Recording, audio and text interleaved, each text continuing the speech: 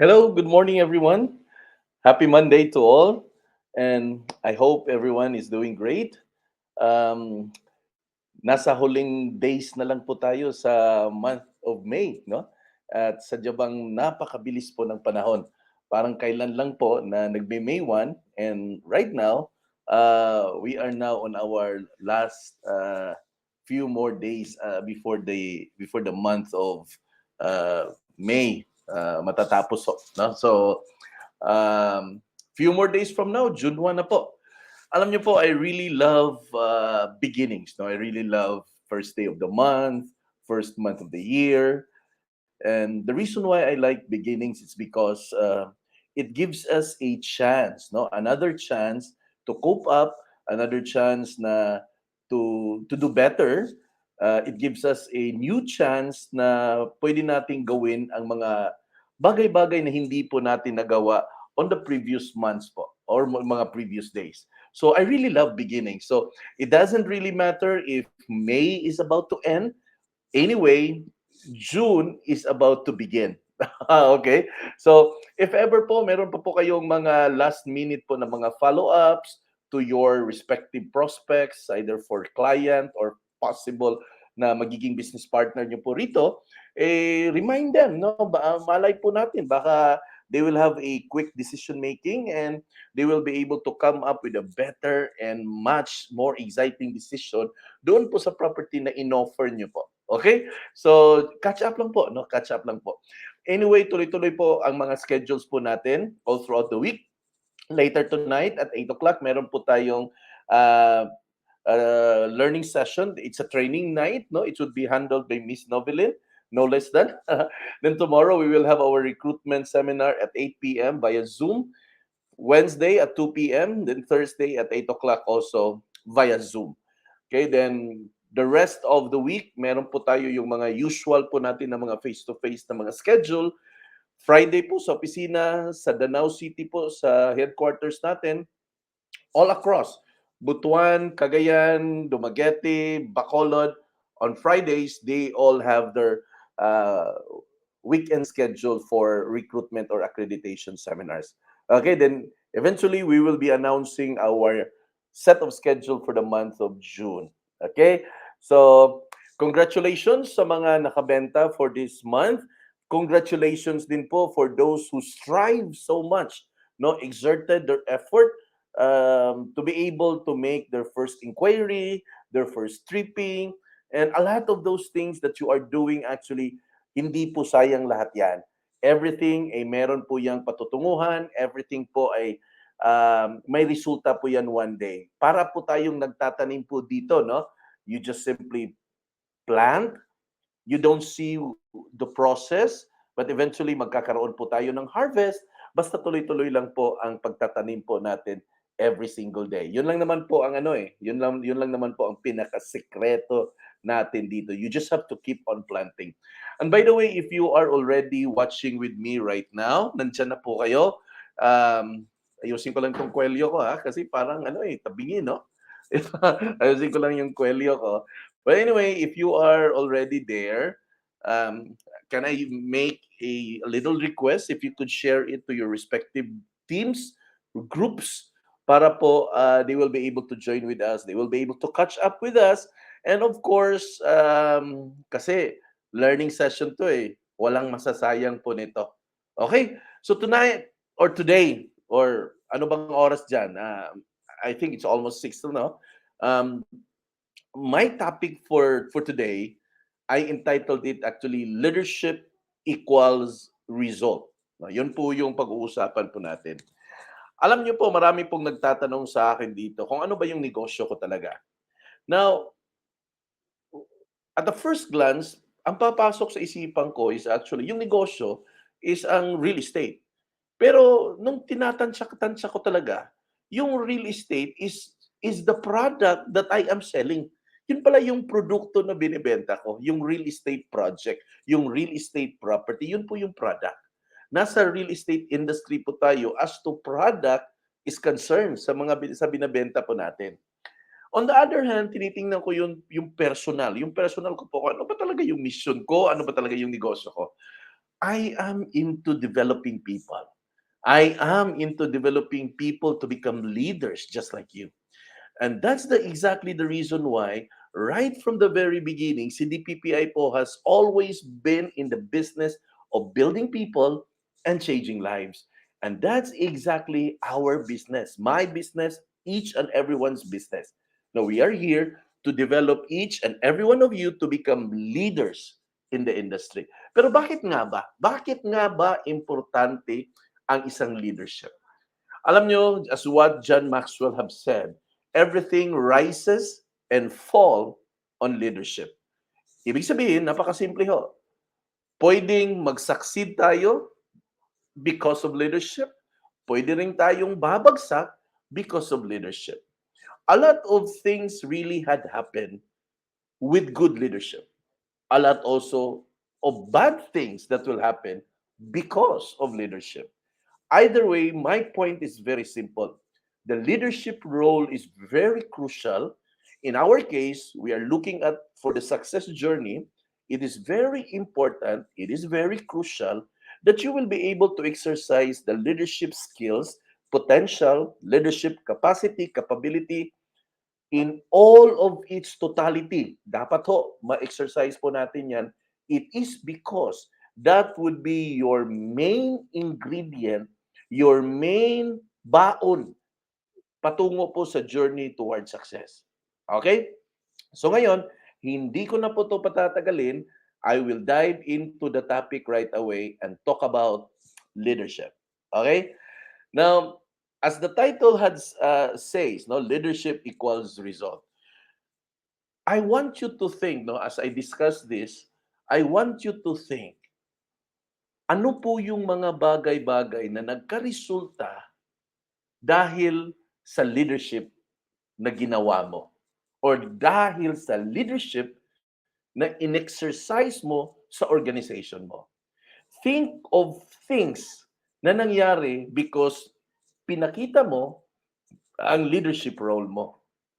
Because the moment you're able to identify those things, pag nakita mo na at na-identify mo mismo na ito yung mga ginawa kong leadership role, kaya nagkaresulta ito, eventually, magiging natural po yun. Lalabas po siya automatically. No? But at first, syempre, no, hindi mo pa alam kung ano po ba yan, hindi mo alam kung nasaan ba yan. So it's about time na kumbaga susuriin mo kung meron ka ba niyan, wala ka ba niyan, kung meron man, ano yung resulta. Okay? So, right now, we will be talking about 15 leadership qualities that makes you a great leader.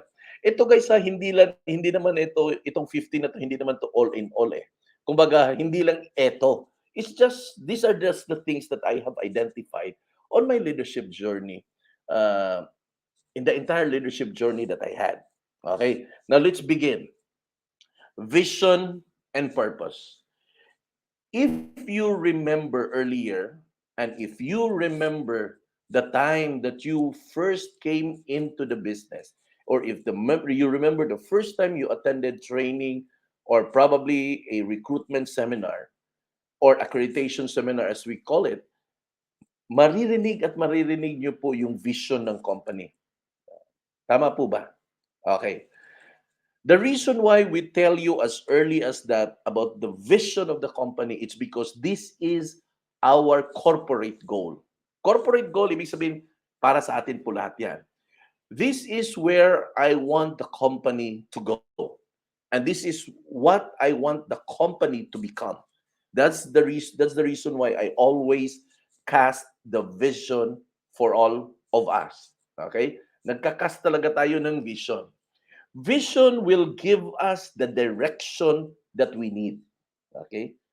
Kasi ho, pag wala, ito kasing journey sa buhay natin or in business. Pag wala po kasi itong direction, you never really find the reason why you should wake up early in the morning. Sabi pa nga ni Jack Welch, no?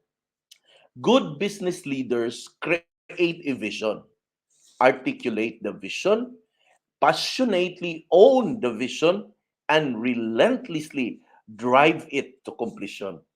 So, ibig sabihin, bawat isa po sa atin, ikaw yan, no? Ikaw ngayon na kinakausap ko, ikaw, ako, tayong lahat, aside dito po sa corporate vision po natin, individually, ikaw, kasama ng organization mo, kasama ng mga downlines mo, kasama ng teammates mo, kasama ng mga grupo, you should have a vision of yourself. You have to have a vision for yourself, a vision for your downlines, a vision for your organization. And whatever vision is that, visions are goals with definite and defined action plans. Those are vision. This is how you see yourself. Vision is so powerful na the moment na kahit nakapikit po yung mga mata po natin, exactly nakikita mo kung ano yung magiging ikaw. If I am going to ask you, kung tatanungin po kita, how do you see yourself 5 years or 10 years from now? Kung masasagot mo yan at nakikita mo sa sarili mo kung ano ka maging 5 or 10 years from now, well, that is a vision. Vision po yan. Pag nakikita mo po yung sarili mo, who you become in the next 5 years, in the next 10 years, and in the next 15 years or more. People with no vision doesn't have a sense of direction. And most of the time, they fall and they waste their time and energy in doing things that are not going to bring them to their destination. Kumbaga, hindi po sila makakarating doon sa destinasyon na nais po nilang marating. So it is important na pag meron kang vision, ito po ay na-articulate mo. Ibig sabihin, ito po ay masabi mo. Ibig sabihin, ito po ay ma-discuss mo. Ibig sabihin, ito po ay maipakita mo. Ano, yun po yung ibig sabihin ng ma-articulate. Okay? That's the time when we cast the vision. Every time na nagkakaroon po tayo ng seminar, sinasabi po natin yung vision po natin because we want everybody to know what is our vision, what is our direction, and what is our desire kung ano po yung gustong maging ni DPPI as a whole together with you. Okay? Kaya nga ina-articulate po natin. And every single day, lahat po ng action, lahat po ng mga plano, lahat po ng mga ginagawa po natin ay patungo po sa pag-realize sa mga vision na meron po tayo. Lahat po yung mga nakikita po ninyo, yung site tour, yung PKS, yung training, yung seminars, at marami pang iba na mga ginagawa natin, yung summit, marami ho. All of those things actually brings us to the realization sa mga vision po natin para ito po ay magkatotoo. Okay? And you know what? Vision brings us, no? Brings us and helps us fight whatever challenges na meron po tayo. Okay? So, say this to yourself. Vision is powerful. No, sabihin mo yan sa sarili mo. And in fact, I challenge you, kung nakikinig ka ngayon dyan, pakitype po dyan sa comment section sa baba. Vision is power. Okay? Pakisulat to. Pakitype po sa comment section sa baba. Vision is power. Kasi kailangan natin articulate from time to time. Next, transparency. The first one is vision. The second one is transparency. Now, if you notice it, if you have observed it in our company is so transparent. Let's begin. Let's begin to the most sensitive thing na meron po tayong na transaction. And right from the very beginning, right from the day one we started the PPI, we have decided on ourselves. The management decided that we will be transparent to all of you. And that begins with the commissions. The reason why we have given you the full authority to ask doon po sa opisina ng mga developers regarding commission, ano ba ang mga mode of releases, kailan ba ang releases, kailan ba ito i-pick up, because we want you to be fully aware of your commission so that ikaw mismo, alam mo na may commission ka, nakaprocess siya, at the moment na ito po'y available, ito po ay hihintayin at of course, tatanggapin mo po yung commission. And if you notice it also, even right in the preparation of our vouchers, doon po sa voucher po natin, lahat po kung saan napunta po yung commission na kinolekta, ay makikita nyo po kung saan po siya nadi-distribute. Lahat ho. Mula sa upline, mula po sa mga BDM fee, mula po sa savings fund, lahat ho. At in fact, makikita nyo pa how much money that goes towards DPPI. Nakikita nyo po yan sa voucher. The reason why we decided to become transparent to you, it's because sa transparency ho, dito po ma-build ang trust po natin. In order for us, for you, for me, and for the entire DPPI to be able to work together, we need to trust each other. And the only way for us to be able to trust each other is when we know each other. And basically, napakasimple ho.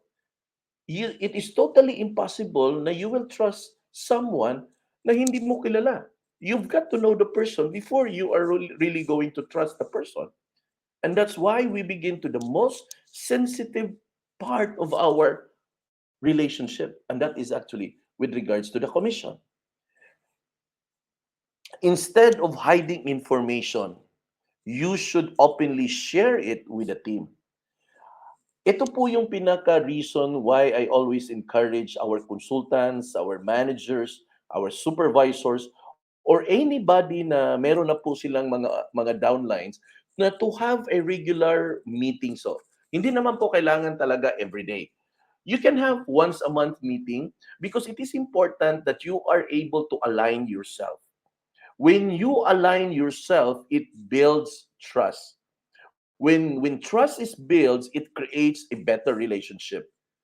The more you engage with each other, the more po kayong nag-uusap, the more po kayong nagkikita, the more trust is developed.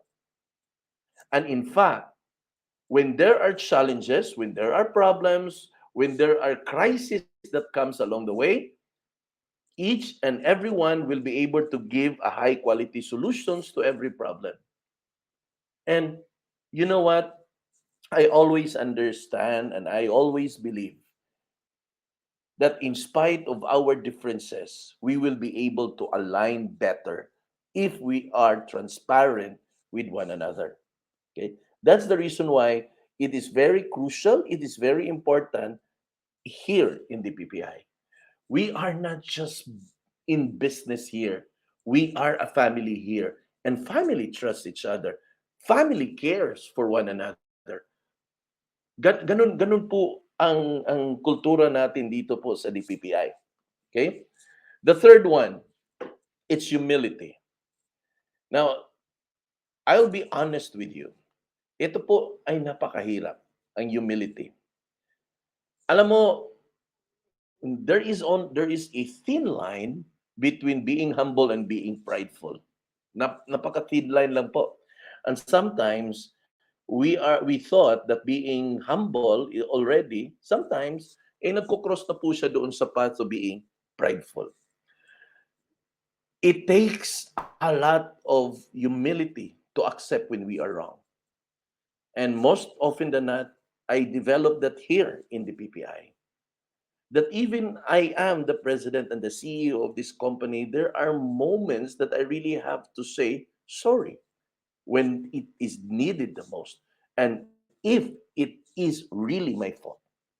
I had become transparent in every decisions that I make here in DPPI. I have good ones and I have wrong ones as well. I never pretend that I know everything. I never pretend that I know it all. And in fact, and most of the time, I always solicit information coming from all of you guys. I welcome your opinion. I welcome your suggestion. I don't narrow my mind. In fact, I widen my perspective in everything. I always believe, no, I always believe when we are able to develop our humble heart, we will be in a better position to help our downlines to the fullest. And when we develop the humbleness of our heart, we begin to listen to what other people is saying. We begin to listen to what other people is suggesting. And we begin to take a look at things on a different perspective. Sometimes kasi, iniisip lang po natin because this is what we think of and because this is what we think to be right, na akala natin eto na rin talaga yung tama. Sometimes it takes humility to take a look at it in a different angle, to take a look at it in a different perspective, and be able to accept it the way it is. No? Humility ho, hindi ho siya madaling i-exercise. No? I'll be honest with you. Hindi ho siyang madaling i-exercise. In fact, no? Hindi rin po siya madali nating makita na ito ba yung time na kailangan kong maging humble? Ito ba yung time na kailangan kong i-exercise to? No, we cannot. No, we cannot. Ang pinakasekreto ka lang dito, just remain prayerful. Just always align yourself to the goodness of God. And I believe the Spirit of the Lord will going to tell us when we are supposed to be humble. No? Ito yung isa sa mga topic na nahihirapan talaga akong ituro. No? Sabi ni Thomas Merton, pride makes us artificial and humility makes us real. Very well said, no? Kung magpakatotoo tayo, nandyan po, makikita po yung pagka-humble po natin. Minsan kasi, sa sobrang ma-pride, kaplastikan na po ang makikita po dyan. Okay? A good leader is always selfless and always think about his or his followers. Now, I always remember and I always quoted the quote coming from Zig Ziglar. No? Help enough other people get what they want for you to get what you want. Ganda, no? Help enough other people get what they want for you to get what you want. What do you see in that statement? It is a selfless action. Na unahin po natin yung mga downline natin na makuha po nila yung mga gusto nila and eventually makukuha na rin po natin yung mga gusto natin. Earlier when I started the business, even my family doesn't understand this one. This basic principle of helping others first. Kasi most of the time, pag ikaw ay nagnegosyo, syempre, ang unahin mo talaga na ikaw ay kikita. Well, in fact, iba ho yung mindset ko when we started this business.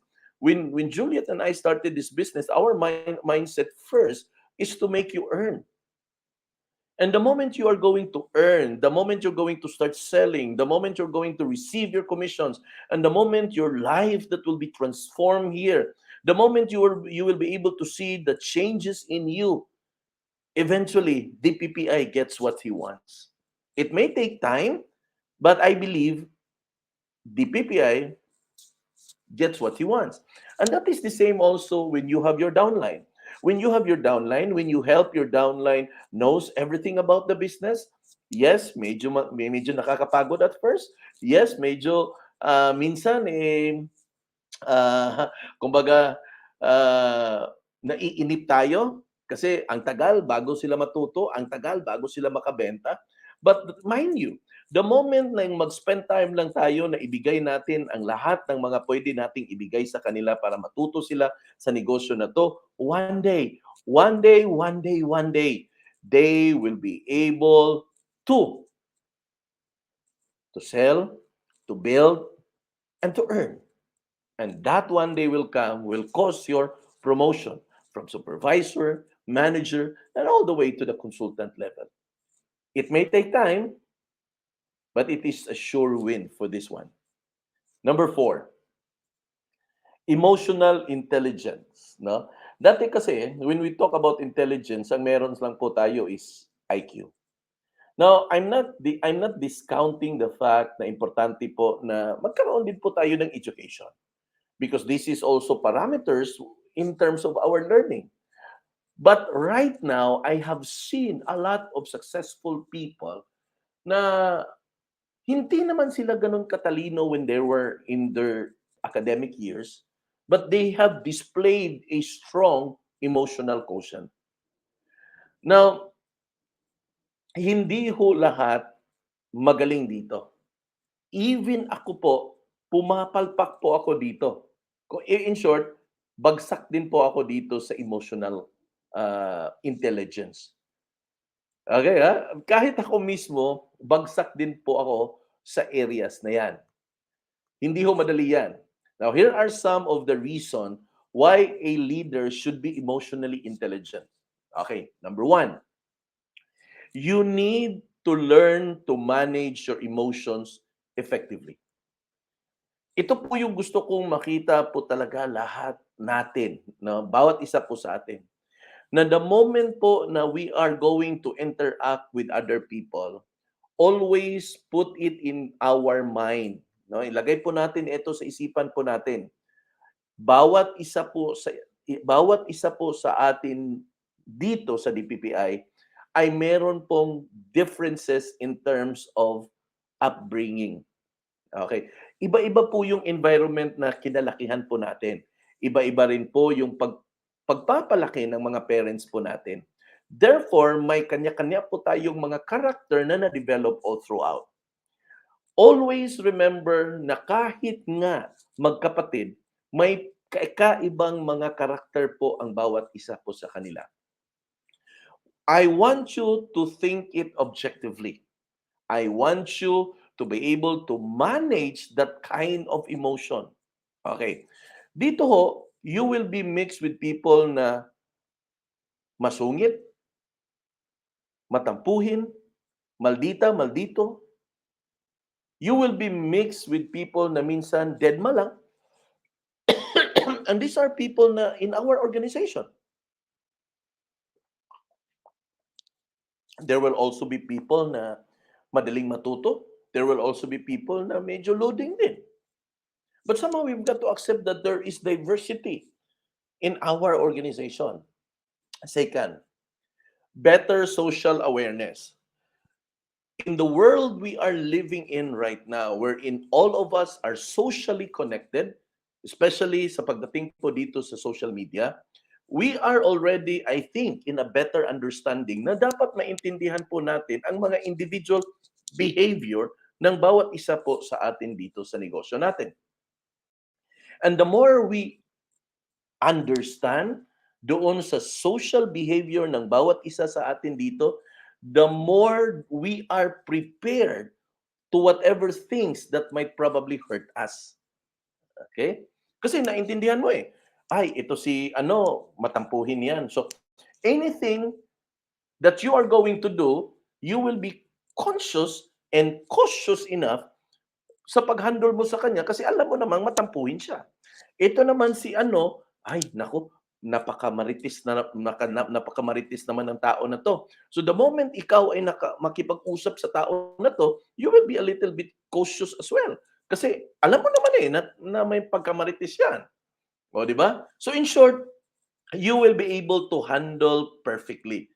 Hindi na lang natin sabihin perfectly. You will be able to handle it well. Okay? There's seamless communication. No? Then conflict resolution. The moment you are able to manage your emotion perfectly or well, you will be able to resolve conflict. Always put this in our mind that there will always be conflict among us. It is because iba-iba po ang mga perspective natin, iba-iba po yung mga idea natin, iba-iba rin po yung pagtanggap natin sa mga information.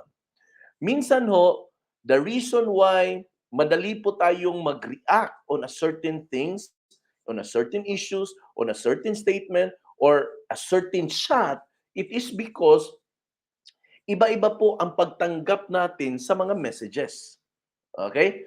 Ang iba ho, when they receive the message, it's quite offending to them. May iba naman po that when they receive the message, mag-pause muna sila at titingnan nila on a different angle. Well, iba-iba po naman tayo. Okay? We are not all the same. And I want you to fully look at it on a perspective na tanungin mo yung sarili mo always, ito kaya yung meaning talaga sa sinasabi niya? Ito talaga, ito ba kaya? Base naman sa pagkakilala ko sa kanya, hindi naman siya ganito. O, di ba? You better ask it yourself. Bago ho kayong mag-react, you better ask it yourself na sa pagkakilala ko sa kanya, hindi naman siya ganito eh. Baka iba yung ibig sabihin nito. Di ba? You will be able to have a clear understanding kung saan nanggagaling yung mga statement na binitiwan niya, if ever. Okay? So, importante po yun, ha? Kasi minsan, we are emotionally driven. I'm not saying na we shouldn't be because we are a human being in itself.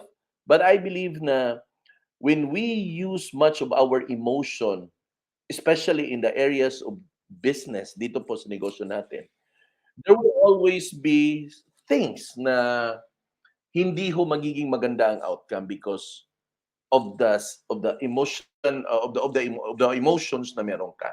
At saka ito no, karagdagan ng bago po ako mag-proceed sa next. Karagdagan lang.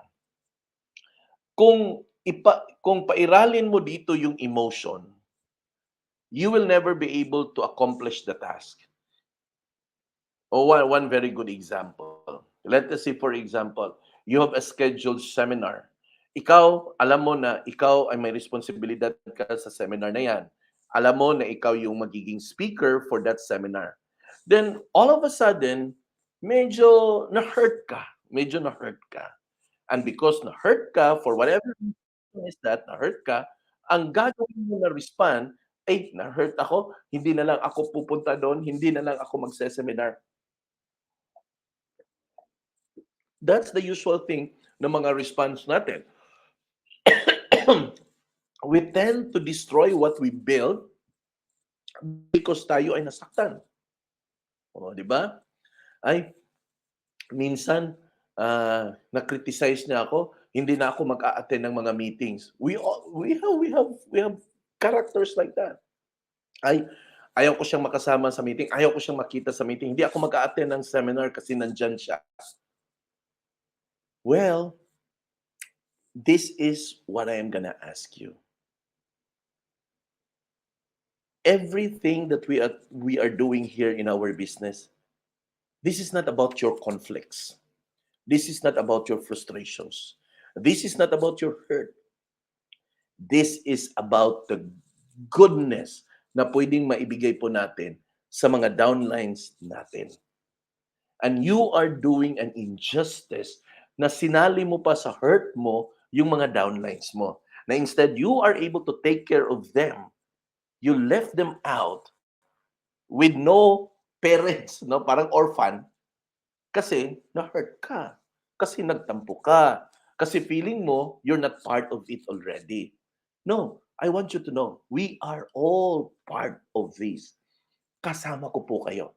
Kasama po ang bawat isa po sa pag-build po natin ng mga pangarap po natin. Always put this in mind.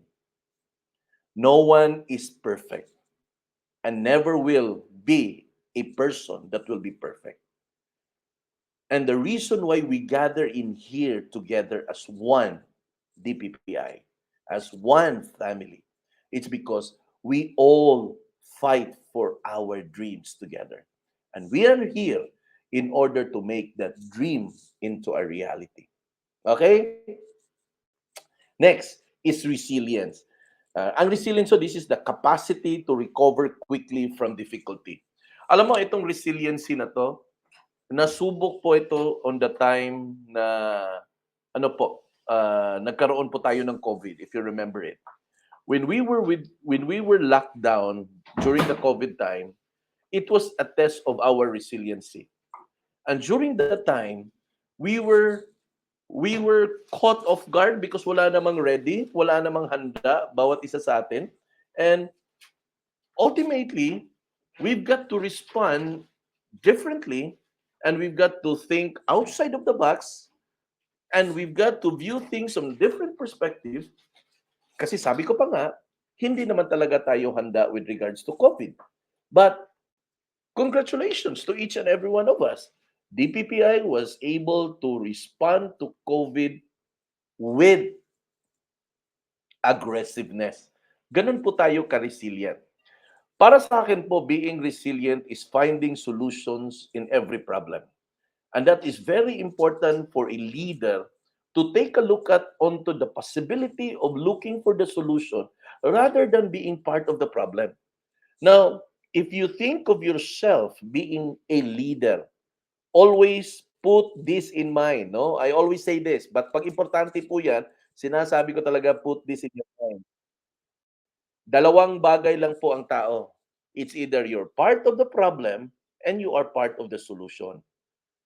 I want you to decide, since because leader ka, I want you to decide that I am going to be part of the solution. Okay? Sige, tingnan natin kung nakinig ba kayo. Paki-type nga sa comment section sa baba, I am part of the solution. Sige, let's see who are listening to me. Pakisulat ho sa comment section sa baba, I am part of the solution. Sige, I'll wait ha. Pakisulat po dyan, I am part of the solution. Because when a person is part of the solution, he or she will find ways para ma-solve ang mga problema.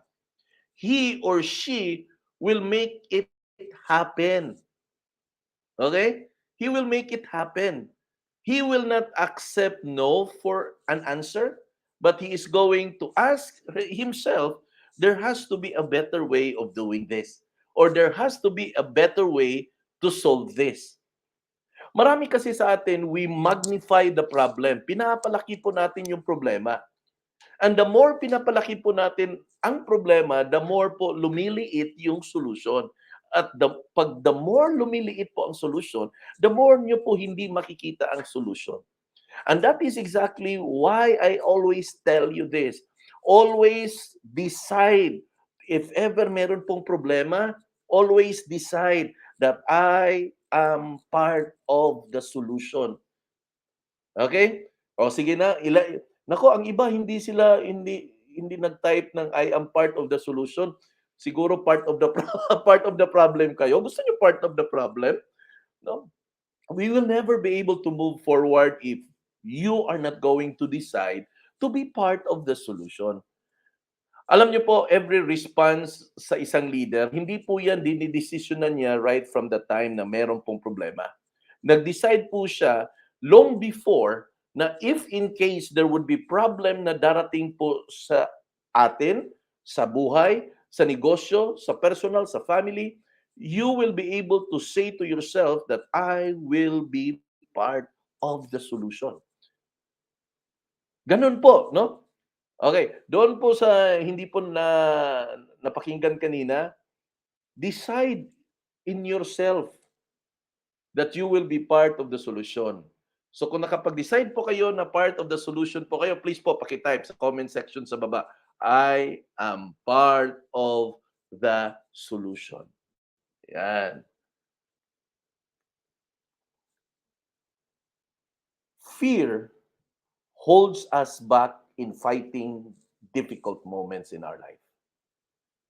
Yung takot, pag hindi mo na-manage yan, yan ang mga bagay-bagay na instead we go on and look for solution, we rather magnify the problem. Pinapalaki natin yung problema. Wala ka bang namalayan that the more you think about your problem, the more it becomes bigger, the more it becomes difficult for you to find the solution. Well, my basic suggestion is this: find the solution so that your problem will become smaller and smaller and smaller. You will begin to find ways. You will begin to find alternative solutions to whatever problems na meron po ang bawat isa sa atin. Fear, always remember this. According to John Maxwell, sabi niya, false expectation appearing real. False expectation appearing real. So, hindi siya totoo. Kaya nga, Bottom line, ang statement na to, fear is a liar. Fear makes you believe that you cannot make it. Yun po yung agenda niya. And for me, etong fear na to, this is one of Satan's greatest weapon. He instill fear in you so that you are not able to look at things on a different angle, on a different perspective. Satan put that fear in your heart so that you are no longer going to try. Do you get the message? Kaya nga sabi ni John Maxwell false expectation appearing real. Hindi po siya totoo, akala mo lang totoo. Di ba? O ngayon, ito, isulat niyo po dyan sa comment section. Fear is a liar. Ah, para mag-register talaga sa mind po natin yan. Pakisulat ho sa comment section po dyan sa baba. Fear is a liar. Hindi ho totoo ang takot. This even affects you when you meet your client. This even affects you the moment you call your client. This even affects you the moment you go to the office of the developer. This even affects you to attend seminars, PKS, site tour, or whatever form of activity, events, and gathering, and whatever is that. Ito po yung rason kung bakit minsan may mga downline po tayo na minsan sinasabi po sa atin na, ay, kung hindi ka sasama, hindi rin ako sasama. Kung wala ka, hindi rin ako pupunta. Ano ba yung nanaig during that time? That's fear. Takot sila na baka ma-out of place sila. Takot sila kung hindi nila kayang mag-interact. So tell it to yourself. Fear is a liar. And the way to do that, you type it in the comment section below. So that you will have affirmation to yourself that itong fear na to, sinungaling to, hindi to totoo. Because fear is a liar indeed. At alam niyo po ano yung pinakamasakit dito? Ito po yung naglalaro po sa isipan at puso po natin ang fear.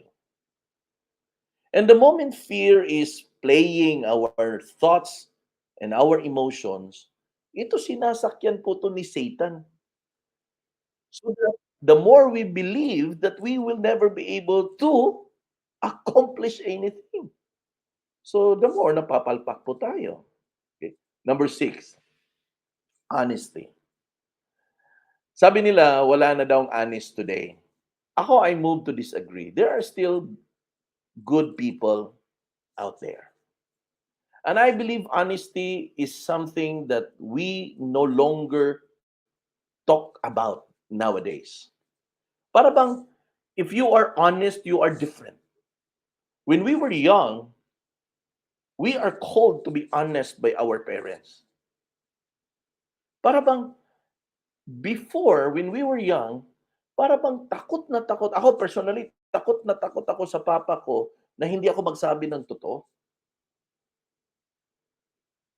Para bang hindi ako makakatulog pag may hindi ako nasabi na totoo. But through the years, through the globalization, through the social media, nowadays, honesty becomes so rare. But I want to capitalize on this because this directly talks about one of our values, which is integrity. Integrity is very important, my friend. Without it, there's no way that people will trust us in terms of doing business with us. Ang binibenta po natin, ang halaga po nun, milyon-milyon. And sometimes, and most often, yung katransaksyon po natin ay wala po sa Pilipinas, minsan nasa ibang bansa.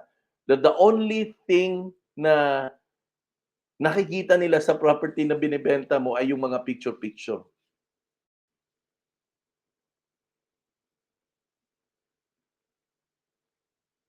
Which means, our honesty, no? Our honesty will always be put to test. The moment there are money involved, yun, pinaka-major yun. And we are all vulnerable to that. Na sometimes, ito, delikado to. Mga payments. Kaya matindi yung mga reminders natin dyan. Na pag meron po mga payments mula po sa mga kliyente natin na nasa abroad, let them send their payment directly to the bank accounts of the developer. We don't want it to pass by sa inyo po. Kasi hindi po natin alam na, yun na nga, magalaw niyo po yung pera kasi Satan will always have Satan will just always be waiting down the corner to really take that opportunity na ikaw ay magkakamali. And that's the reason why we don't encourage, everyone. Sabi ni Dwight Eisenhower, this is the 34th President of the United States of America. Sabi niya, the supreme quality of leadership is unquestionable integrity. The moment our integrity is put to test and pumasa po to, our words, our actions will display power, will display credibility. And people will believe in us the moment we say something, the moment you share something to your client, people will believe in it because nakikita ng tao yung integridad natin. And people will have the confidence to transact business with us because nakikita nila ang kredibilidad natin. Kasi nakikita nila na when we say yes, it's a yes, and when we say no, it's a no. And we display our honesty, our integrity, right at our table of transactions. So how can you expect your followers, to be honest when you lack these qualities yourself? If you are not going to display honesty, then therefore trust will never be developed. Then you will not be able to gain the respect of your downlines. You're not going to respect. You're not going to gain the respect of your clients. You're not going to respect to whoever you are going to be in transaction with. Napaka-importante po nito, guys. Minsan hindi po natin ito binibigyan ng attention. Minsan hindi natin ito binigyan ng kahalagahan. But all of these things fall into one circle flow, no? We put our transparency because we are honest. We put our transparency because we want you to know that this is who we are, so that you can trust the PPI with your commissions, so that you can trust that no matter how long the commission will come out, one day when it will be released, makakasiguro kayo na makakarating po sa mga mga kamay nyo, ang mga commission nyo. And because of that, and through the years, we have proven ourselves to all of you that we are transparent in everything of what we're doing here. We declare to you what are the things that we need to declare. That's the reason why we were able to gain the respect of each of one another. No? Nakuha po natin ang respeto ng bawat isa sa atin dito. And I cannot find any other way that respect will be developed. No? Leaders succeed when they stick to their values. Yung mga core beliefs, kung wala po tayong ethics, all of this is impossible. No? Earlier this year, pinalabas po natin yung core values. Ano nga yung core values natin, DPPI? Discipline, passion, perseverance, and integrity. And we said that eventually, our culture here in DPPI is defined by our core values. We want to see every DPPI member that has discipline. We want to see every DPPI member that is passionate on whatever things na ginagawa niya.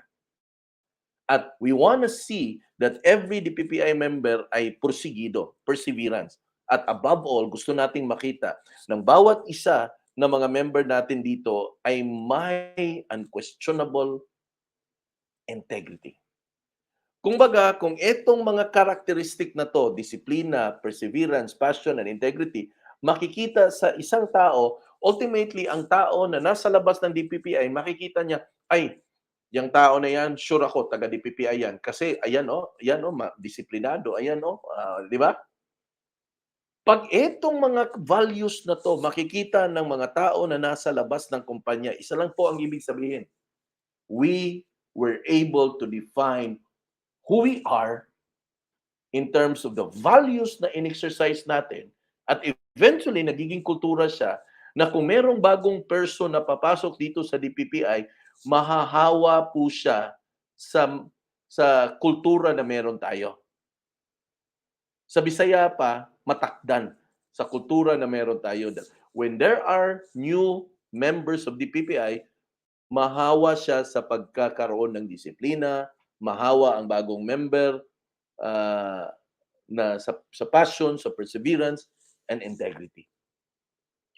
That's what we wanted to accomplish here. Okay? And when we are able to exercise our value system, we will be able to determine between right and wrong. And that would become so easy to decide. Madali na po tayong makapag-decide. A lot of times, we had difficulty in making decision. It's because yung core values po natin na hindi po natin iniingatan talaga ng maayos. Or hindi natin na-exercise or hindi natin na-ipakita. When we are confronted with things na kailangan po nating mag-decide, or when we are confronted by a situation, problema na kinakaharap po natin, madali ho tayong makapag-decide kung ano po yung gagawin natin to do the right thing and to do the wrong thing. In short, if our value system is intact.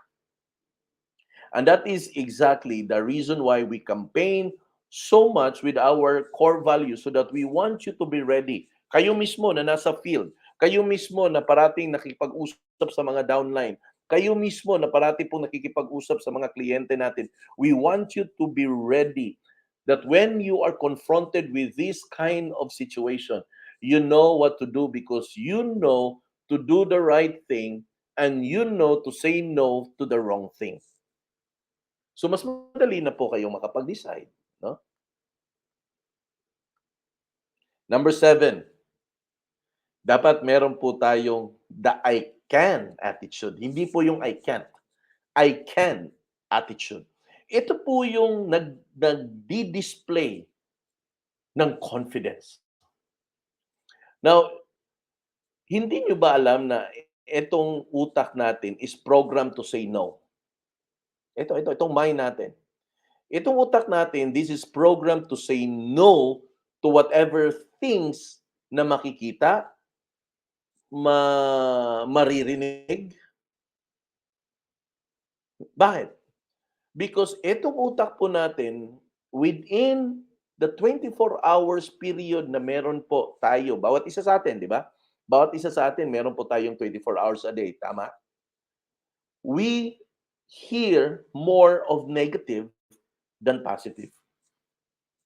You go to the radio, you go to the social media, you go to TV, all of the sources na meron po tayo for information talks more of bad news rather than good news.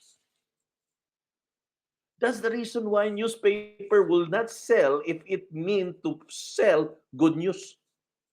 Wala akong nagbabasa ng good news. Kaya nga iilan lang ang nagbabasa ng Bible kasi good news eh. Di ba? And most of the people is attracted to news, not of the good news, but of the bad news. Paano ko na-validate yan? O sige, makinig kayo ng news. Makinig kayo ng CNN. O ano ba yan? GMA News, ABS-CBN News. Makinig kayo ng news. Punta kayo sa YouTube. Go to the news channel.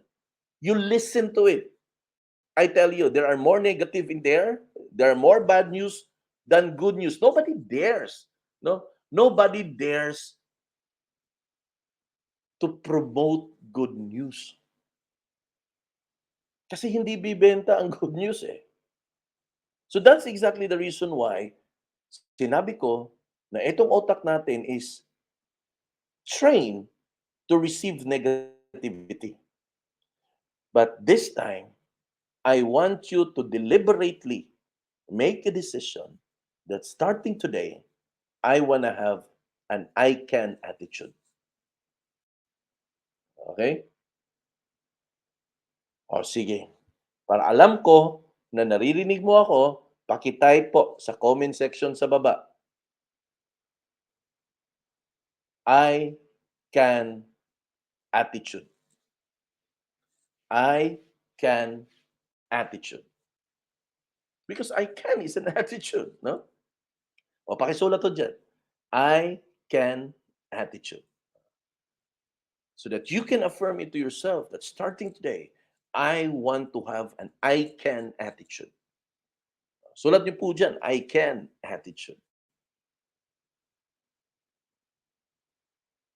Because lahat po na to, this is very important ha, kasi ito po yung titingnan ng mga downlines natin.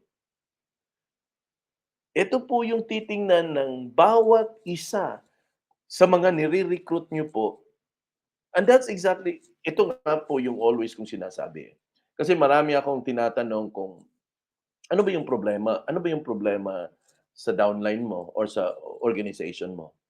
And most of the time, ang sagot po nila is, "Ay sir, yung downline ko hindi nag-a-attend ng PKS. Hi sir, 'pag in-invite mo yung downline ko hindi nag-attend ng seminar."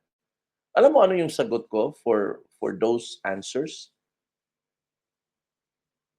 Bakit ikaw nag-a-attend ka ba ng seminar? Bakit ikaw nag-a-attend ka ba ng PKS? Bakit ikaw nag-a-attend ka ba ng Zoom? Because whatever thing you do is always copied by the people down the line. Because people down the line will always say it to themselves, "Bakit naman ako mag-a-attend diyan? Hindi na nga nag-a-attend yung upline ko. Ba't naman ako mag-attend ng training, eh, siya nga hindi nga nag-a-attend ng training." Remember this, when it comes to leadership, it is more caught than taught. Ulitin ko ha, when it comes to leadership, it is more caught than taught. So ipakita mo. Ipakita mo na you have that I can attitude. You should be confident enough to ensure that others will be able to follow your command. Okay? Kasi you're building an organization eh. You are building your group. You are building your team. And when your downline, hindi po nila nakikita yung confidence na meron ka, yung I can attitude na meron ka, don't ever expect your downline to follow your command. Why? Hindi nga siya kumbinsido na you have that I can attitude eh. Hindi nga siya kumbinsido that you are that confident. He needs to see it first in you. Kailangan muna niyang makita yan sa'yo bago siya susunod sa'yo. And we miss most of the time dito. The purpose of our training, guys, the purpose of our trainings, seminars, face-to-face training, is for you to be able to develop your confidence. Because the more you are knowledgeable about this business, the more you know the ins and outs of whatever we are doing in here, the more confident you become. And the more confident you become, the more your downline sees that confidence, and the more he follows you. You need to display a certain degree of confidence enough that makumbin sila ba na eto susundin ko to si ma'am, susundin ko to si sir kasi magaling to si ma'am eh, magaling to si sir eh. Okay? Number 8, inspire others. When was the last time you inspire your downline? Kailan ho? When was the last time you inspire your downline? Because if you haven't inspired your downline, isa lang po yung masasabi ko, you're not communicating. Hindi kayo nag-uusap. Hindi kayo nag-uusap, hindi kayo nagkikita. It is important that you need to inspire them. Ang mga downlines po natin, hindi po yan robots. Ang mga downline po natin, hindi po yan empleyado na nagta-time in and time out every day. Ang mga downlines po natin ay wala po yang sweldo all throughout the day para maobliga po natin sila na gagawin ang dapat nilang gawin. No. But when people are inspired, they are going to do things beyond their normal time.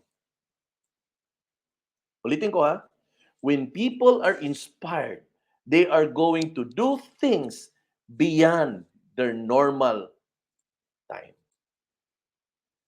So if you wanted your downlines to work in this business, if you want your downline to be really passionate sa negosyo natin, aba, kailangan mo na sigurong i-inspire sila.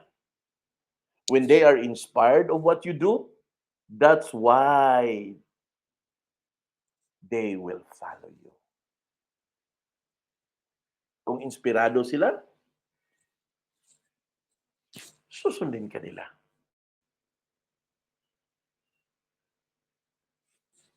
Kailan ba kayo nagkaroon ng group meeting? May mga group meeting ba kayo? Or sa group chat na lang kayo nagmi-meeting? I'm not against with technology. We can do meetings right now via Zoom or Google Meet, whatever is that. But nothing replaces the face-to-face meet-up of your downlines. And when you begin to touch each and everyone's lives personally, the moment you make a chit chat with your downlines, it may be nonsense at first na nag-uusap kayo, but eventually it will make a lot of sense when the relationships are built. And I always encourage to everyone na meron pong mga downline, please have a regular meeting. Magkita-kita kayo. Kung medyo magastos, punta kayo sa opisina na lang. Bili kayo ng 10, 20 pesos na tinapay plus water. Just gather among yourselves and talk. That's one way to inspire one another. Sa mga trainers na nandito na has been with me for quite a time, sila mismo makikita nila that I always make an extra step to be with them, to talk to them casually, to laugh with them, to cry with them, to whatever things na pwede. Because I wanted to inspire them. At yan din po yung gusto kong makita sa bawat isa po sa inyo. Start forming your team, start forming your groups, start doing small meetups, small group meetings.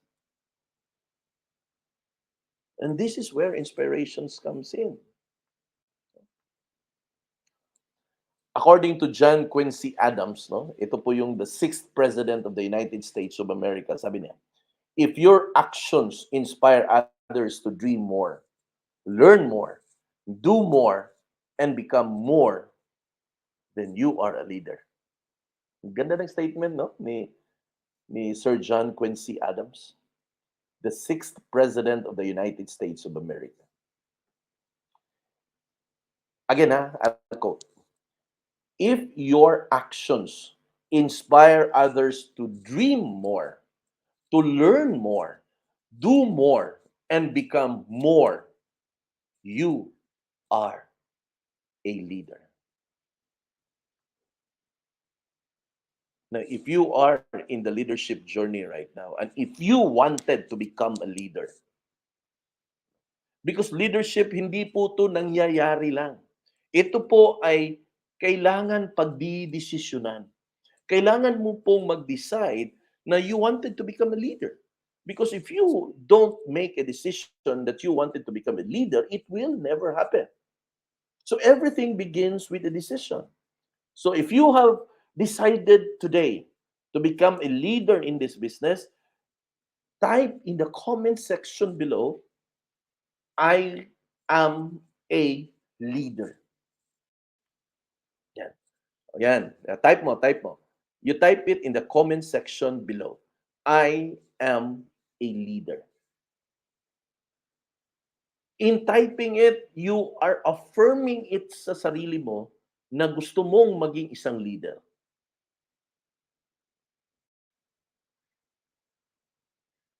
Don't be afraid. Fear, ano po yung sabi ni John Maxwell? False evidence appearing real. Hindi po totoo yon. Marami sa atin ayaw maging leader kasi takot sa leadership role. Huwag matakot. Everyone is called to become a leader. Pag mayroon po tayong influence sa baba, leader na po tayo. Pero kailangan mong magdesisyon kasi baka hindi mo lang napagdesisyonan na gusto mong maging leader. Kaya i-type mo dyan sa comment section sa baba kung nakapag-decide ka, I am a leader. At dito mo makikita na unti-unting magbago ang mga perspective mo. If you are successful in inspiring your subordinates, you can easily overcome any current and future challenges easily. Nandun ang sagot. Again ha, kung kaya mong mag-inspire sa mga downline mo, then kaya mong mag-overcome sa mga current na problema mo ngayon or sa mga future na darating na mga problema natin sa negosyo. Because inspired people do extraordinary things. Okay? Number 9, commitments and passion. This is very important for those people aspiring to become leader. There are days in our life that we don't feel like doing what we are doing. There are days in our life na hindi mo gustong gumising ng maaga at mag-site tour. There are days in our life that hindi mo gustong mag-attend ng PKS, mag-attend ng seminar o mag-attend ng training. And there are even days in our life na ayaw mong makipag-usap ng kliyente. But what will spell the difference is the commitment na meron ka dito. Not just sa negosyo mo, not just sa kliyente mo, not just sa downline mo, but the commitment to your dreams. Yung commitment mo sa mga pangarap mo sa buhay. Gaano ka ba ka-committed sa pangarap mo?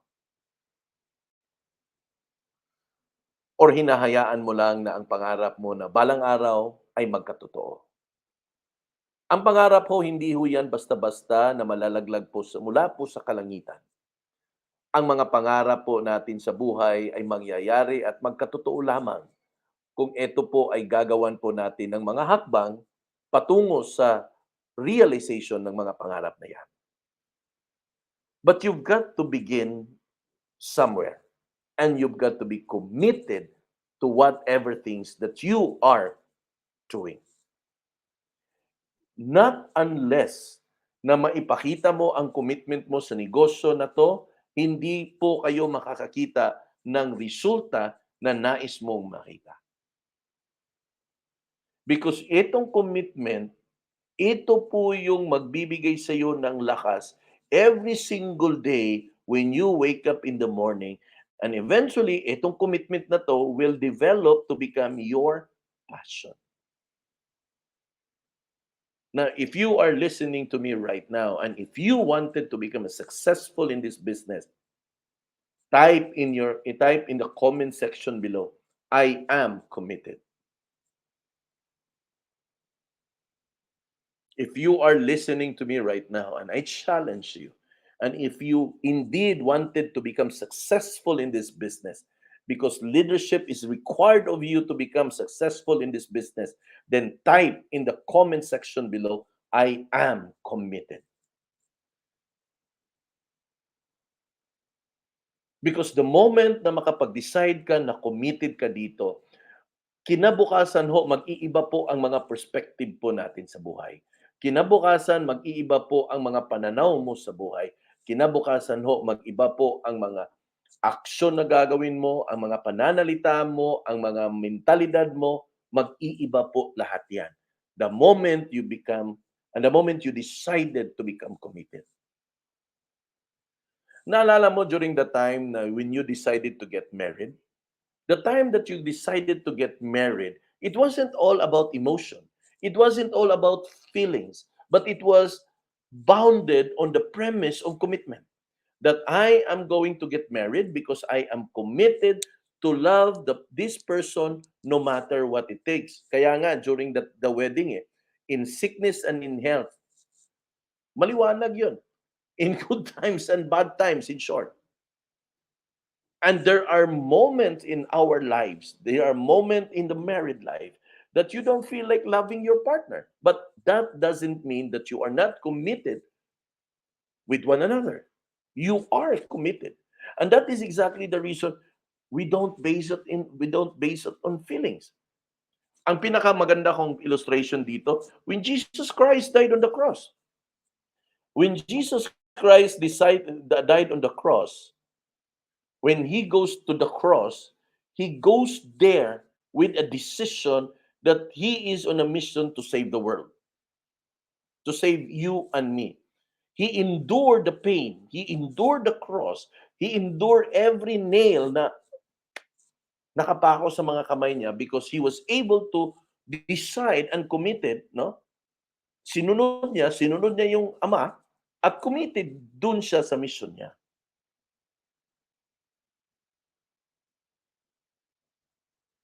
Kaya no, ilan lang ang nagsulat na I am committed. So if you wanted to become successful here in this business, type in the comment section, I am committed.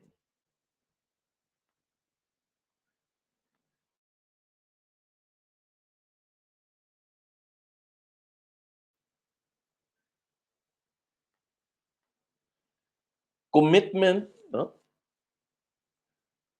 Ito po yung nag-separate between a mediocre and a performer. Ito po yung nag-separate. Yung mga tao na kontento na lang sa buhay, ito po ang nag-separate yan, commitment. A committed person does what he is supposed to do even if he doesn't feel like doing it. Ulitin ko ha. A committed person does what he is supposed to do even if he doesn't feel like doing it. Now, ito. Kung nakikita niyo po yan sa screen po ninyo, please type agree if you agree sa statement na yan. Enlarge natin. If you are listening to me right now, and if you agree sa statement na yan, kindly type in the comment section below, I agree. Yan. If you agree onto the statement na sinabi ko, a committed person does what he is supposed to do even if he doesn't feel like doing it. Okay? So if you agree with me, kindly type in the comment section below, I agree. Okay? Yan, we have two respondent. No, one. Sorry, one pala. We have one respondent. How about the rest? You don't agree with that statement? Who else agree with me in this? Kasi ito po yung talaga, magdi-display talaga for those people who are achieving something in life. Those people na nag-achieve ng marami sa buhay, kasi pinakita nila yung commitment nila sa mga ginagawa nila. At kahit may mga panahon na hindi nila feel na gawin ang ginagawa nila, they still manage to wake up in the morning and do the things that they are supposed to do kahit hindi nila feel gawin. Na kung ikaw agree ka sa sinabi ko ngayon, please paki-type sa comment section sa baba, I agree.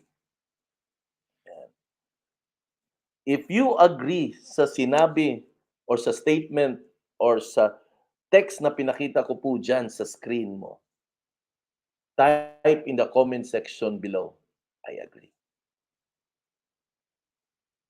Ayan, grabe ito. Strongly agree. because that will spell the difference. And you know what? When commitment is developed, passion is developed. Passion is when you do things not because you have to, but because you love to. And as a result, it inspires others to follow. Again, ulitin ko.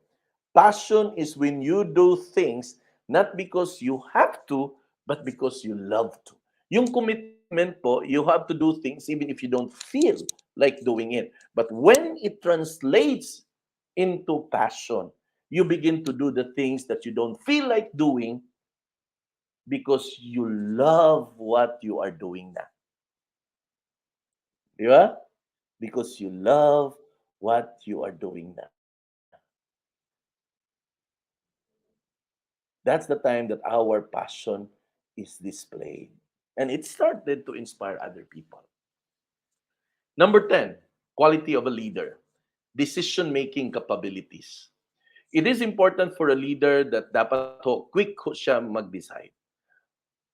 Ito po, isa po to sa characteristics sa bilang isang leader that I really have decided on myself that I need to practice more often with this one because there are things in the company, especially sa DPPI po, that I need to make some fast and quick decisions.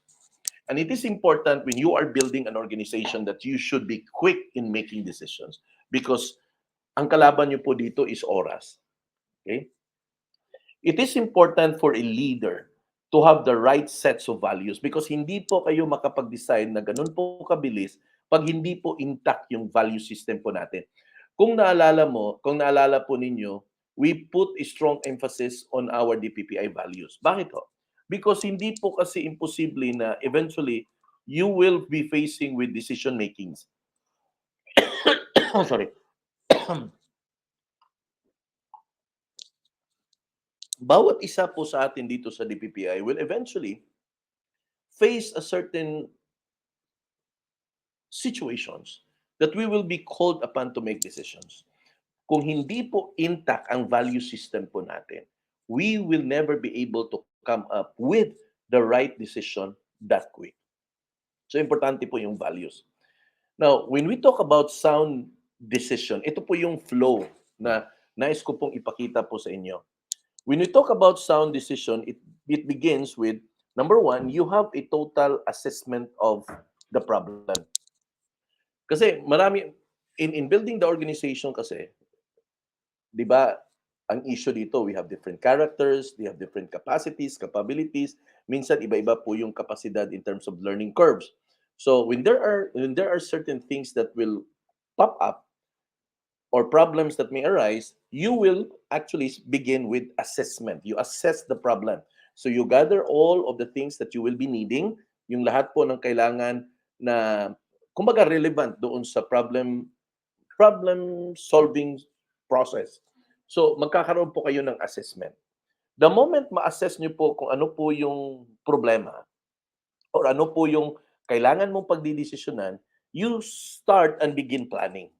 Okay? Magpaplano ka na ito yung gagawin ko, ito yung magiging respond ko sa situation or sa event na to or sa problema na to, whatever is that, no? Either problem, either solution, or either activity, or either planning for a big event. When you have that, after the assessment, no, nag-assess ka, nag-evaluate ka, then you come up with a plan. Whatever plan that you are able to come up, syempre, that will go into the implementation process. Now, in the implementation process, this is very important. In the implementation of whatever plans na meron ka or ginawa mo, kailangan mo rin i-monitor. Kailangan mo i-monitor for you to know na yung decision na ginawa mo according to the plan na meron ka, based on the assessment sa mga bagay-bagay na meron at that time, makikita mo na productive at tama yung decision making mo. So process po yan, cycle po yan, tuloy-tuloy po yan. Ito po yung magiging challenges natin dito. It's because ang mga tao kasi natin dito, mga downlines natin, they are not paid. They are not paid. Meaning they are not going to respond the way we want them to respond. 'Pag empleyado yan, madali yan kasi i-memo mo lang. Dito hindi mo puwedeng gawin yan. So, the way for us to inspire them, the moment na inspire po natin sila, our decision making process is iba ho. Ito po yung personal ko pong experiences ko, na na nilagay ko po diyan. With right values, remember this, with right values and standards, you act decisively and not hastily. Okay? Kung meron daw na tamang value system at mga standards sa buhay, mas madali po kayong makapag-come up ng desisyon na hindi po siya ora-orada lang na walang walang katuturan, kundi based on what is supposed to be the right decision. Okay? Number 11. So malapit na po tayo, ha. Kasi 15 to eh. Accountability. Accountability is not actually na minsan kasi ang tanggap natin sa accountability is para bang sinisita ka, para bang nilalagyan ka ng para kang binabantayan. Hindi ho. Accountability is subjecting yourselves na ma-correct, subjecting yourself for, uh, aside from correction, kundi guidance, and subjecting yourself for mentorship. Okay? Now, according to Arnold Glasso, no, a good leader takes a little more than his share of the blame and a little less than his share of the credit. Now, as a leader, we are more or less confronted with a situation, we will be able to do wrong things and right things. Wrong decision and right decisions. Always po yan. Now, for a leader, it is important that we will be accountable to something and to someone. That there will always be people that will be looking our back so that they will be able to see if we were able to make the right choices. Now, every single day in our activity here in the PPI, if you think that I am putting up all of the decision making with activities, no. There are a lot of people that I consulted in here that I always ask because I want them to see things in their perspective. And we have someone also in the administration that will look at on the things that I've been doing. We have Miss Juliet there, we have HBR. And the reason why they are there, that will help me. I am accountable to them. I am accountable to tell them what are the things that I am planning to. I am accountable to them for them to tell me what are the things that I need to improve so that I will be able to come up with a much better program. And that is exactly the same to each and every one of us here. No? Kasi this is a leadership business. You are forming your team, you're forming your group. You will never be able to do this all by yourself. And because we cannot do it all by ourselves, it is important that there will be people whom we trust that will be able to take a look at us in different angle, in different perspective, and take us at face value. Okay? Accountability is holding them accountable for their actions. Yan. And it will create a sense of responsibility among your team. When we display accountability with each other, when we display accountability with one another, respect is gained. And we become responsible for each and every one. And that is the reason why we are in the business of helping one another. We are in the business of helping our downline. We are in the business of making people successful. In fact, sabi pa nga ni Zig Ziglar, help enough other people get what they want for you to get what you want. So it's very simple. Eventually, it becomes our responsibility. Every person in the organization becomes our responsibility. Number 12, delegation and empowerment. Kailangan mo talagang mag-delegate kasi hindi mo kaya gawin ang lahat. Isa ka lang, dalawa lang ang kamay mo, dalawa lang ang paa mo, dalawa lang ang mata mo. 24 oras lang ang meron ka. Paano mo magawa ang lahat ng mga bagay na gusto mong magawa kung ikaw lang lahat? Minsan kasi hindi natin dinidelegate kasi natatakot tayo na baka magkamali sila. And the problem with us, when we delegate it to them, we don't have the full trust and confidence that they can do it. And pinaka-suggestion ko, when you delegate some task to your downline, you also empower them. Bigyan niyo po sila ng chance na ipakita nila na kaya nila.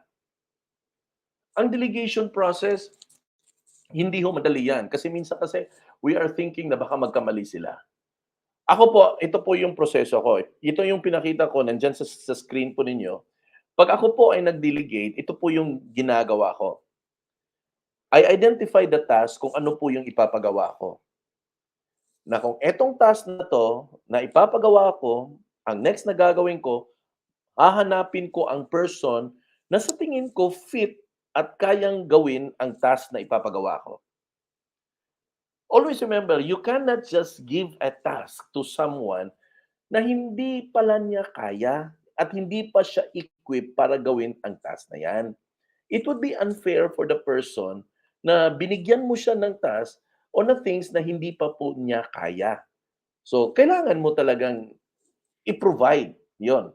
So, meron kang task, na-identify mo yung tao kung sino ang kaya at pwedeng gumawa nito, na ngayon, i-discuss mo yung objective at plano ng task. So nakuha mo na yung task, nakita mo na yung task, nakita mo na yung person. Ngayon, etong tao na 'to na bibigyan mo ng task, i-explain mo. I-explain mo kung ano ang gusto mong mangyari sa task na ipapagawa mo. At ano yung detalye sa plano ng task na ipapagawa mo. Hindi mo siya puwedeng sabihan lang na, "Uy, eto gawin mo 'yan, at tapos bigay mo sa akin bukas ha." Hindi.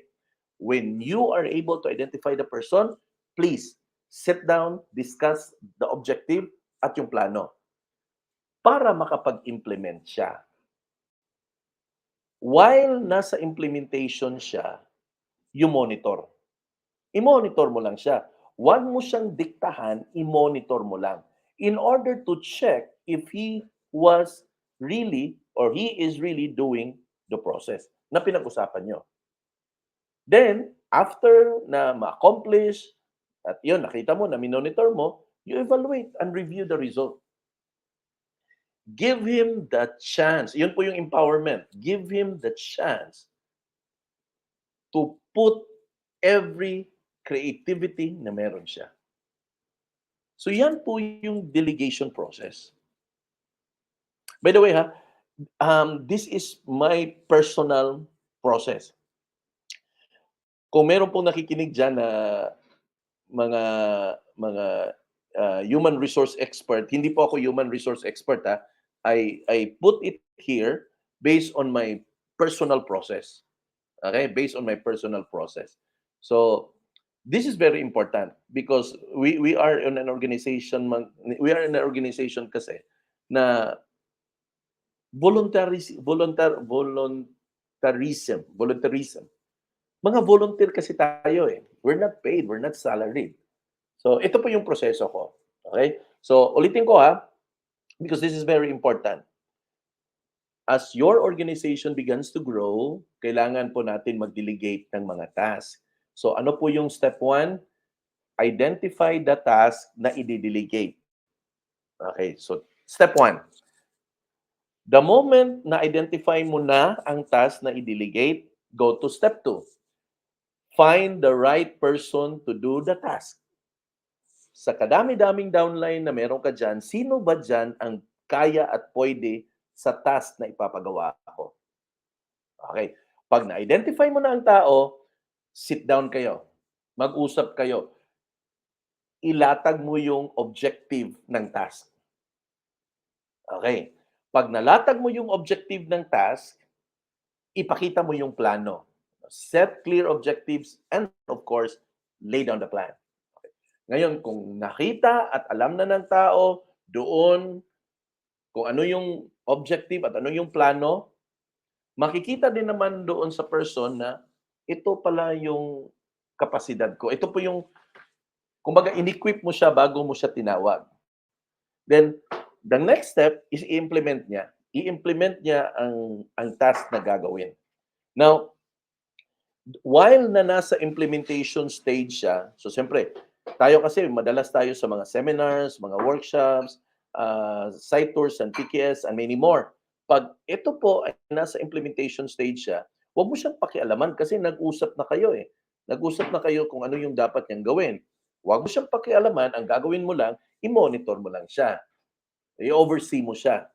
After magawa niya ang buong task, that's the time na mag-evaluate kayo at mag-review kayo.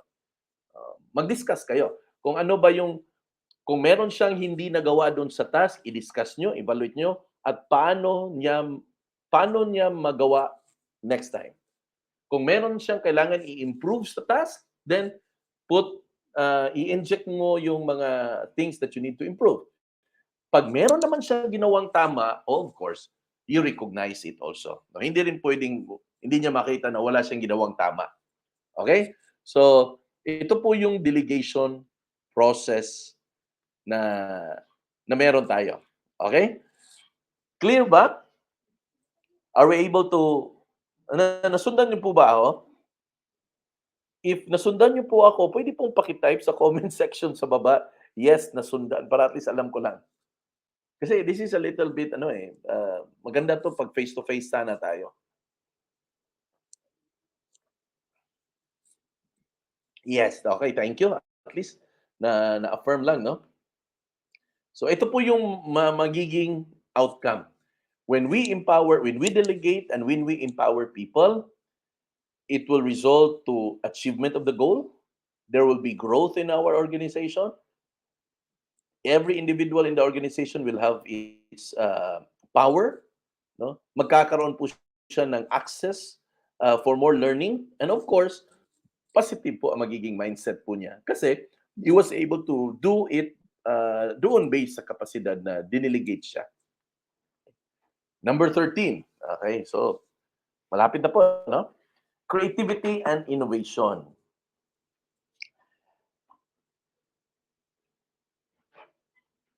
In the business today, napaka-importante po yung creativity. In fact, sabi ni Steve Jobs, innovation distinguishes between a leader and a follower. Trendsetter, in short, no? You will be a trendsetter when you innovate things. Okay. Every now and then, I always share this to our trainers. Na these are the training program that we had and that had been um, cascaded to us by HBR. But along the way, we were able to innovate some few of the trainings we have.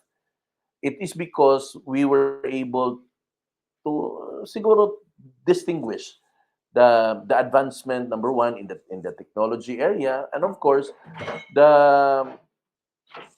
kumbaga the individual characteristics of the members na meron po tayo. Kasi iba-iba yung characteristics ng mga members na meron tayo eh. Our members varies from one stages to the next. Different educational backgrounds, different social orientations, different communities, different cultures, kasi nagagaling sa iba-ibang mga lugar eh. So, in one organization, in one team, they are a mixture of different culture and everything. So, when we have one program na ilalagay, we make it sure na it works and it runs.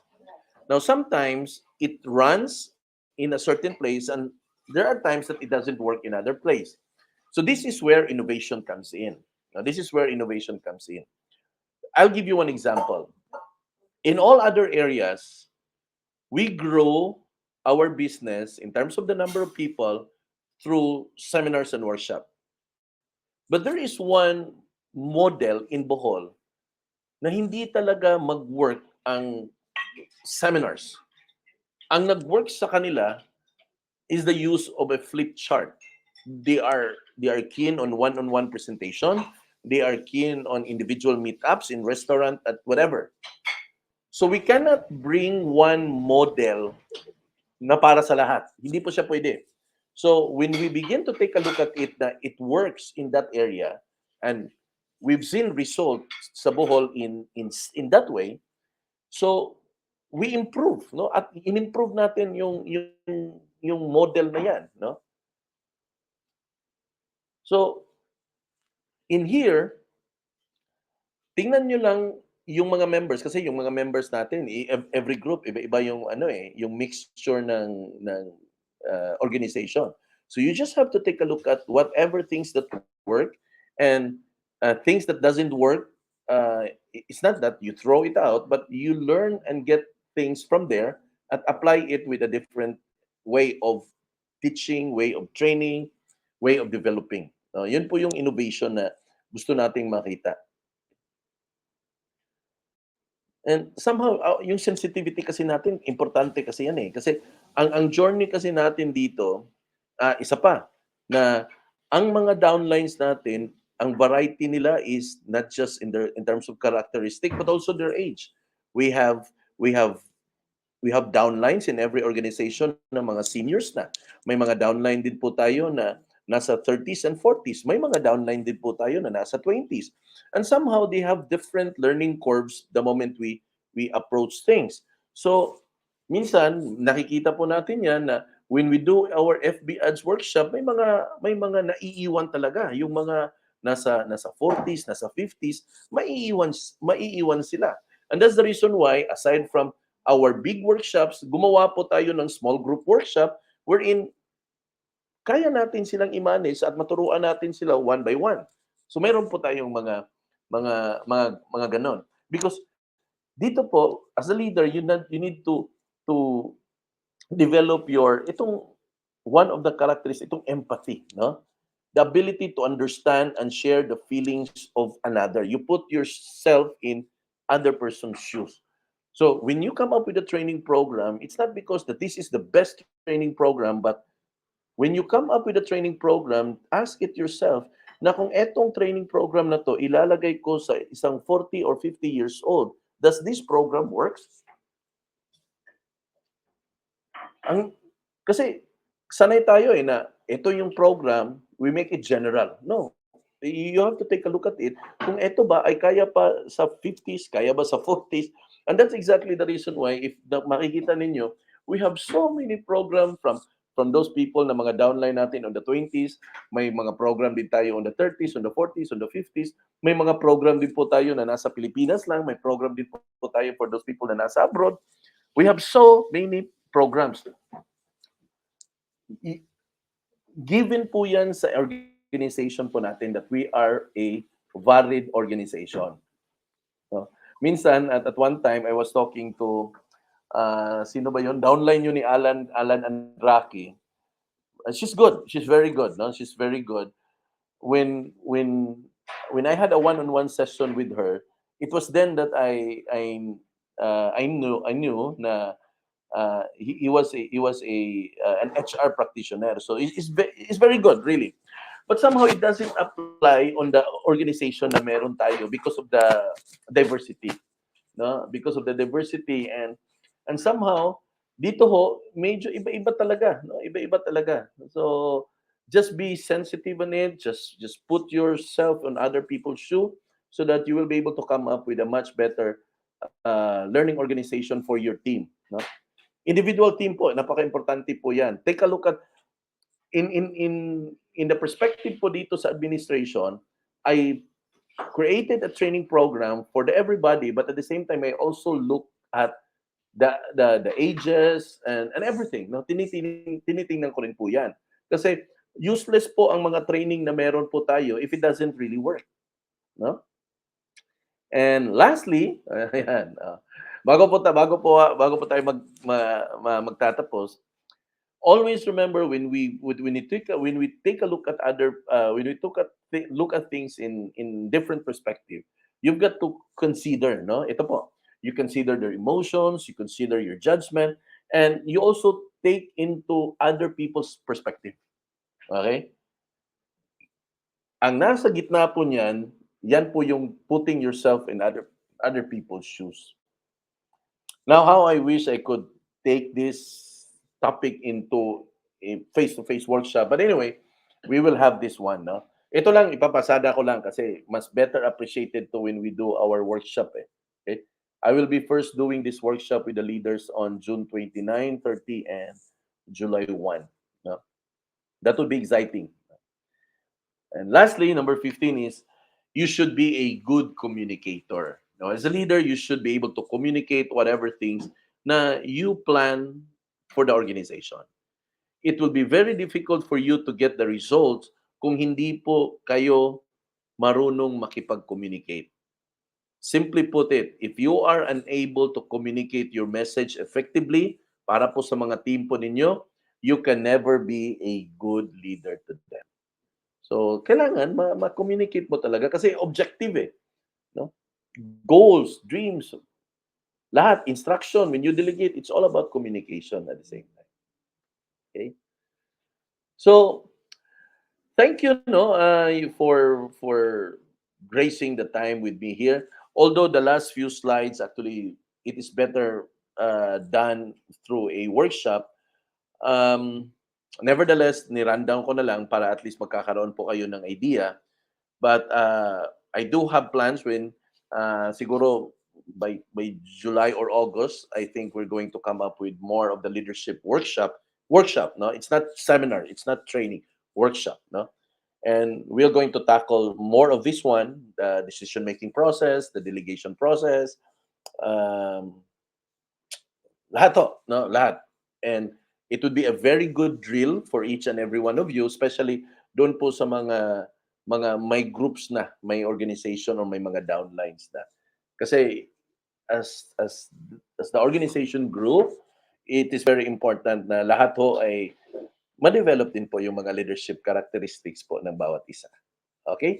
So, um, catch this video. Ilalagay po natin siya sa YouTube, no? And catch it there, and please do share it with your downlines as well. So thank you and bye-bye.